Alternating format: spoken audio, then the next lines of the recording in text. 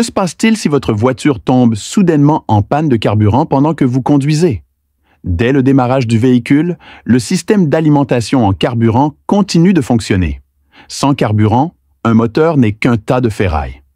Le système d'alimentation en carburant peut assurer en continu la filtration, la distribution, l'injection et la récupération du carburant au moteur. L'objet flottant à l'intérieur du réservoir de carburant est appelé flotteur, qui peut être utilisé pour mesurer la quantité de carburant restante et sera affiché simultanément sur le tableau de bord. Il s'agit d'une pompe à carburant électrique, qui est chargée d'aspirer le carburant du réservoir de carburant et de l'envoyer au rail de conduite d'huile. Sur son chemin vers le moteur, il passera par le filtre à hydrogène.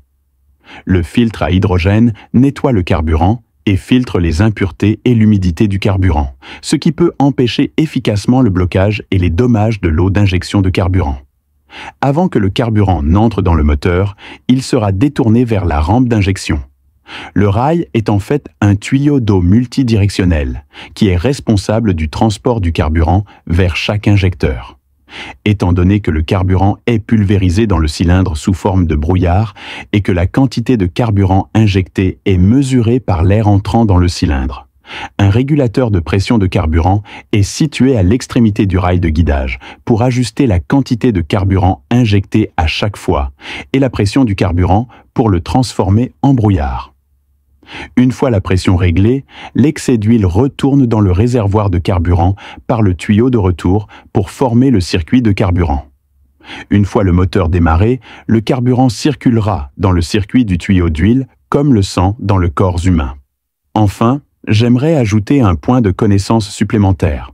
Ce que nous appelons souvent accélérateur ne consiste pas en réalité à contrôler directement l'injecteur de carburant pour augmenter la quantité de carburant injecté, mais plutôt à augmenter l'ouverture du papillon des gaz pour permettre à plus d'air de pénétrer dans le moteur.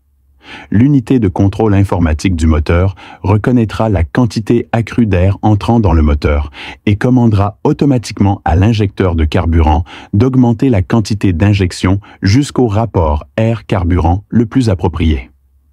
Donc, nous ne devrions pas l'appeler la pédale d'accélérateur, mais la pédale d'accélérateur. C'est tout pour cette vidéo. Merci d'avoir regardé avec vous Automobile. Au revoir.